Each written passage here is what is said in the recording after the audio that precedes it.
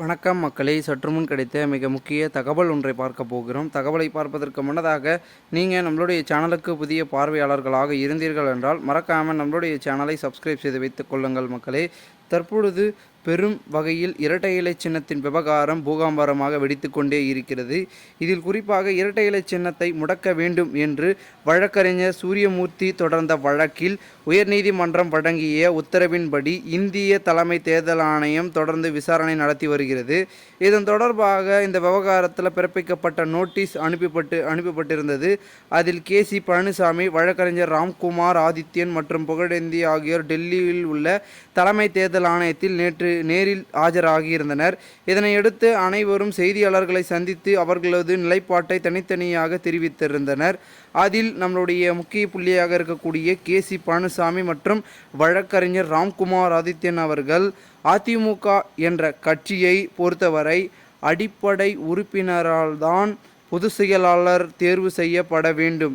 ஆனால் அதிமுக சட்ட விதிகளை மாறுதல் செய்த தேர்தல் ஆணையம் அனுமதிக்க கூடாது என்றும், எடப்பாடி பழனிசாமிக்கு இடைக்காலமாக வழங்கப்பட்ட அதிமுக பொதுச் செயலாளர் என்ற உத்தரவை ஆணையம் ரத்து செய்ய வேண்டும் என்றும், இந்த விவகாரத்தில் தேர்தல் ஆணையம் சரியாக செயல்படவில்லை, அதிமுக என்ற கட்சி சட்ட விதிகளுக்கு உட்பட்டு நடக்க வேண்டும் என தெரிவித்திருந்தார்கள்.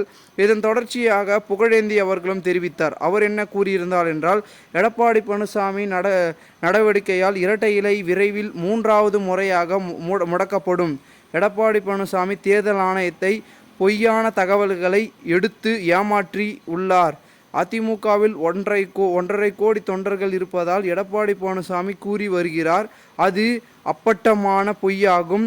அப்படியென்றால் நடந்து முடிந்த மக்களவைத் தேர்தலில் ஏன் தோல்வி அடைய வேண்டும் என அதிமுகவை பொறுத்தவரை அவர் கூறியிருந்தார். புகழேந்தி, அதிமுகவை பொறுத்தவரை தமிழ்நாடு முழுவதும் கட்சியில் தேர்தல் நடத்தப்பட்டு வேண்டும். அதன் பிறகு சட்ட விதிகளில் உட்பட்டு உறுப்பினர் மற்றும் பதவிகளை நியமிக்கப்பட வேண்டும். இதனைத் தொடர்ந்து யார் வந்தாலும் நாங்கள் ஏற்றுக்கொள்ள தயாராக உள்ளோம். அதிமுக கட்சி விதிகளுக்கு எதிராக செயல்பட்டு வரும் எடப்பாடி பழனிசாமியை தூக்கி எறிவதே எங்களது முக்கிய கொள்கையாக உள்ளது.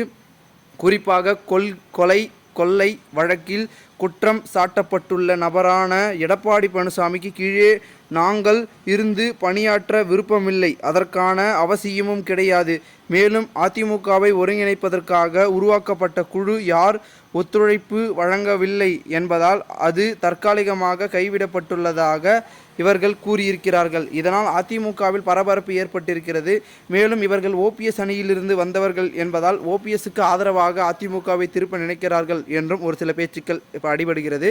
என்ன நடக்கிறது என்பதனை பொறுத்திருந்து பார்ப்போம். மேலும் இதுபோன்ற தகவல்களை தெரிந்து கொள்ள நம்மளுடைய சேனலை சப்ஸ்கிரைப் செய்து வைத்துக் கொள்ளுங்கள். நன்றி, வணக்கம்.